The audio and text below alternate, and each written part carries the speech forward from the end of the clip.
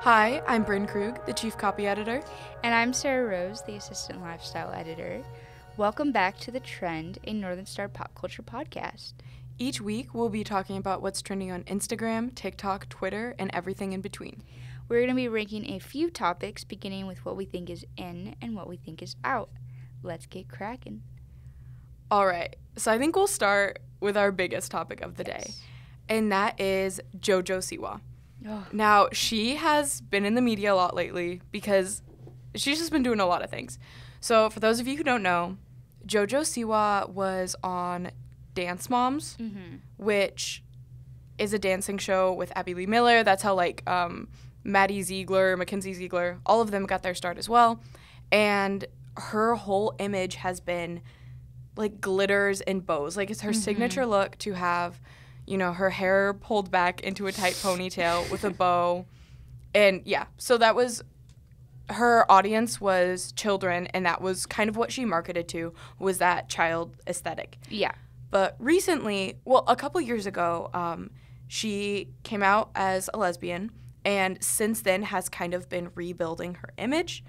And that has kind of come to light more recently with her trying to get an edgier image, and she released a song called Karma. And she's also starting to be more sexual in her performance, and kind of taking it to that level, and just going away from that previous image. So have you heard the song? What do you think of the song? No, I have not. You haven't? I do not plan on hearing it. I've listened to clippets of it, the chorus, because I've seen the dances that she's been doing with it. Yeah. It's not great. I don't like it. Please tell me you don't like it either. No, I mean, it's playing in my head right now. So it's it's not I don't hate it. I think it can be fun, in an ironic way, but I haven't been listening to it or anything. Yeah, well, I first heard it because of the memes people were making to it with some lyrics. I was a bad girl. Yeah. She was not. She's very much not. And she did the way, it's funny because she is trying to get out of the child, marketed stuff, but some of the lyrics, she, bleeps out, the curse words. She says, effed up and whatnot, which I don't like when artists do that. I hate it. It sounds so bad.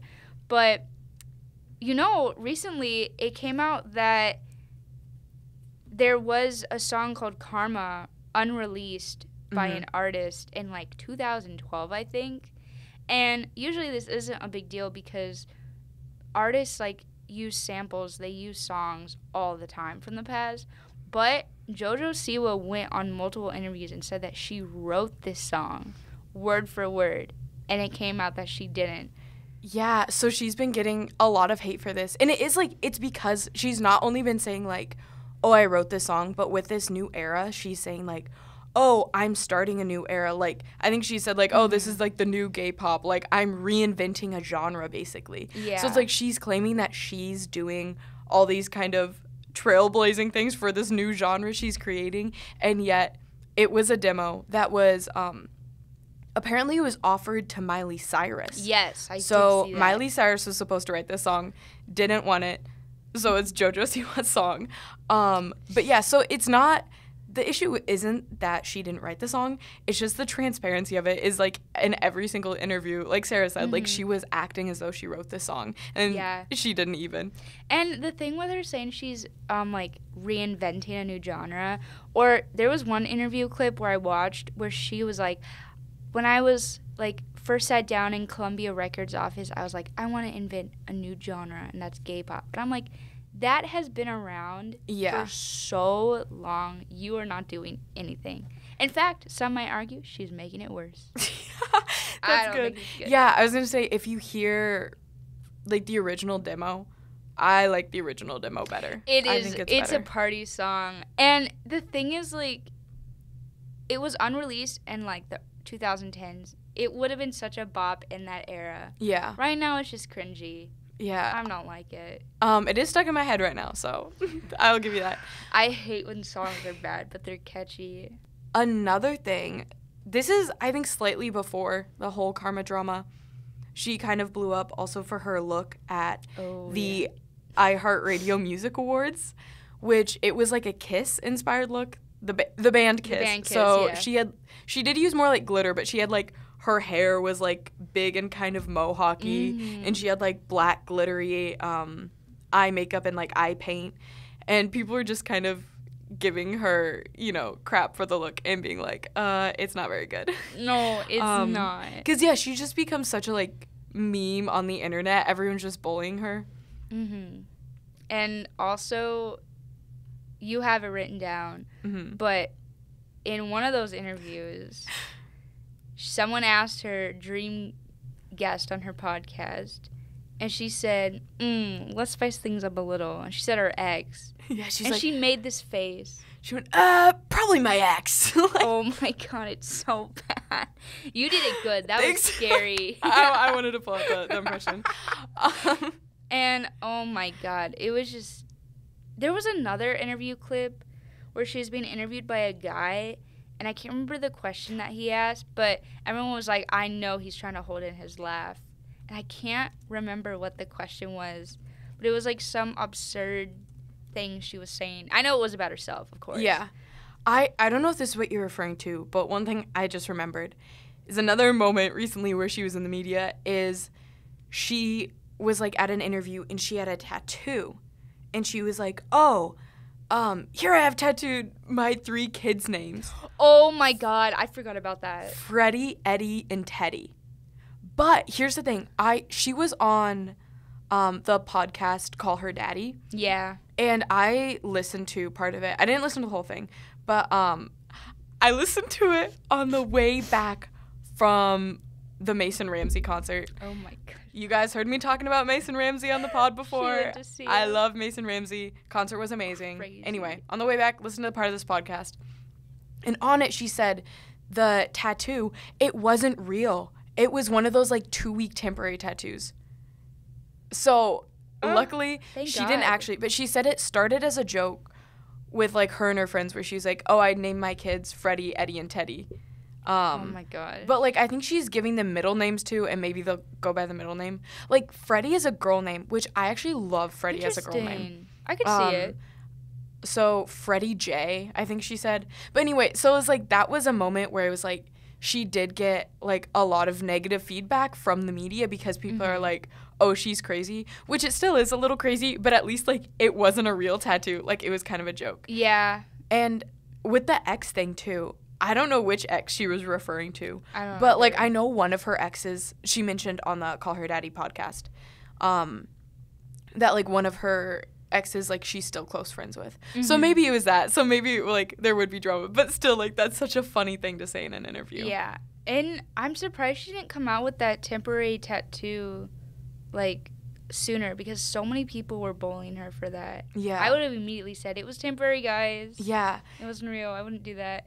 And another thing kind of like related to the kid things is it does say, she did say in an interview, I want 3 babies. I've got a sperm donor lined up. Oh my and God, she has been talking about like kids. wanting kids recently. And one thing that she said that was interesting, she's like, I'm looking for a partner who is ready for kids. And but then they were like, oh, are you ready for kids? And she was like, oh, I think I will be in 2 to 3 years. And it's like, then why aren't you looking for a partner who's ready for kids in 2 to 3 years? I know. Like, so it just seems crazy because especially like she was such a child in the media. And now it's like she's almost doing it a little overkill because she's only 20. Yeah, like, that's our age. Yeah, like you can live your life. You can be 20, but yeah. That's crazy. And also, one of her exes, I don't know who told me this. I found this out a few days ago.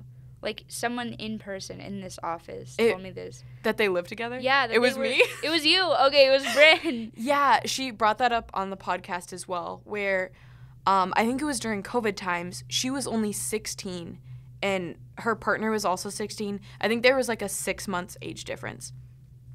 And she asked, her partner had like moved in with her because also another thing about JoJo Siwa was like she is 100% the breadwinner for her entire family. Yeah. Like, she had this huge house that was, like, super customized with, like, all her JoJo stuff. Yeah. And so her partner actually moved in with her to that house for it was initially just supposed to be, like, a week, and then that turned into 2 weeks, and then that turned into, like, 9 months or something. So it was, like, at 16, she was already living with her girlfriend, which is, like, that's a crazy thing. I think they've since broken up. I believe that's the ex that I said she's, like, still close friends with. Yeah. But that's such an odd thing. She also just recently is living on her own because she had that house, and, like, her whole family was there living with her. And, but, like, they were living with her, and I think she said she went, like, out to Atlanta, and she, like, was living there for, like, 8 weeks or something. Mm-hmm. And when she was living there, she, like, realized how much she loved living independently. So when she moved back, she was like, okay, either I'm moving out or you guys are moving out of this house. And since it was, like, so personalized and customized to, like, her and her image, they ended up leaving. So now she's living alone. So she is starting a new chapter. Yes. Is it for the better? I don't know. And she seems happy. I haven't heard her, like, make a video or something about everything that people have been saying. Yeah. Not yet, but... Yeah, just, she did, like, address it on that podcast, but it's not like she's addressed it in any other way. Yeah. But, yeah, I think I'm not necessarily completely anti her. I think she's a little odd. She's a little out there, but she's fun, and she has been, like, I think she has been, like, a good role model for kids. Oh, absolutely. And she even said, like, her Karma, for her new song Karma, she has merch for it. Mm-hmm. And on the back it says, like, Karma's a bee, and, like, you know, has that word on it. And because of that, she says if she, like, meets a fan in public who's a kid, she will, like, turn around and purposely make sure that they do not see that word on her shirt. Because, like, she is still trying to maintain that image for her younger fans, which I think is super important. But, yeah, she is a little unhinged, but hopefully her new image is good. And, yeah, also, like, not writing your own songs, that's okay. Yeah. A lot of artists do that. Yeah. But if you do that, do not claim that you are writing your own song and that you are, like, some type of, trailblazer and people genre setter. Like, yeah. Yeah. I will say you're too nice, Brynn. I cannot stand JoJo Siwa. But I will say and agree with you that in this day and age, she is a really good person for kids to look up to. Because there's just so many, like, influencers out there or just celebrities who are not putting out the right image or message for, like, younger girls especially. And so I will give JoJo Siwa props for that. Yeah. But JoJo Siwa, getting more deranged by the week. Yeah. All right. Our next topic is Coachella. Coachella has been this past weekend. And only this past weekend, right? Yeah. That's done? I don't know how Coachella works. But that speaks to our point. The fact that neither Sarah and I know what days Coachella is necessarily on or how long it's going on for is just to kind of show that Coachella has fallen off. Yes, it has. It's not exciting anymore. Because it used to be such a huge thing. Yeah, it was like the event of the year regarding music. And, like, especially with, like, outfits. Like, the Coachella outfits that people would get were crazy. I know. But I saw a TikTok of someone saying, like, oh, this year, let's normalize casual Coachella outfits. Which people were saying, like, no, like, if I'm going to a festival, I want to dress up and have fun. Which I think if you want to wear sweatpants to Coachella, you do you. That's fine. But also, I feel like there's such limited events where you really have the chance to go all out. Like, you cannot wear a Coachella outfit to class. No, like, no. So if you have the chance to wear something fun and that's something you enjoy doing, you should totally do it. But I know I have not seen that many Coachella looks. I think I saw one James Charles look that came across my For You page. And an Alex Earl look. And Alex Earl's look was she had, like, a white baby tee, black moto jacket, black leather shorts, and then black cowboy boots. That's cute. And people were saying, like, oh, this is also kind of showing that it is going towards casual, which I think it's a good outfit, but I do agree that it is slightly more casual. Like, maybe besides the shorts, like, if she threw on jeans or, like, actually anything. It's like that could just be an everyday look. So I think the look was good, but I definitely think it's veering into more casual territory. Yeah, for sure. I've only seen looks from people that I follow, which is I've seen the one from Vinny Hacker. I don't know if you know who Avani is. Yeah. But Avani, Tara Yummy, and I think that's it, just those three. It's mostly just been, like, clips of performers. Yeah. Not the costume. There was one outfit I saw people were hating on. I don't know the girl's name. She has, like, a bunch of nose piercings and, like, fake freckles. I don't know. Like, fake freckles? Yeah, like, that's, like, her makeup look is she does that. But she had, like, cute bottoms to her outfit. But for her top, she did black duct tape. Like, it was actually just duct tape around her torso. Oh, and so people were like, that's horrible. What is that? So it's like, yeah, like, the Coachella looks have been questionable this year. Oh, but as for the music side, which is the point of the festival. Yes. I didn't know who was playing. I didn't know, like, anything. The only clip I saw was Tyler, the Creator's entrance, where he like broke out of a building. That has been the only thing I've seen. I've seen quite a lot, mostly just of the same people because the algorithm knows who I like.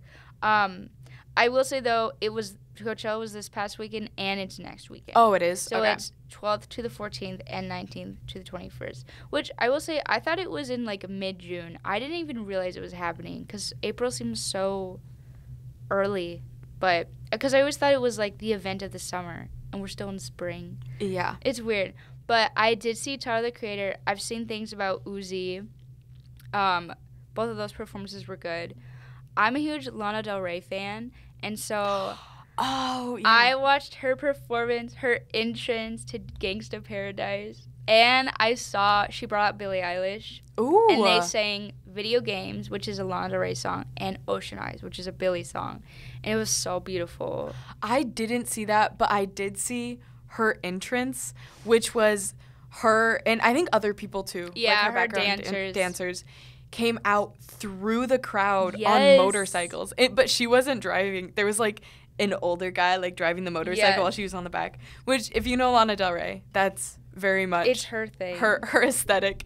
But yeah, so that's a cool entrance. But yeah, I haven't seen a lot of performances. I haven't either.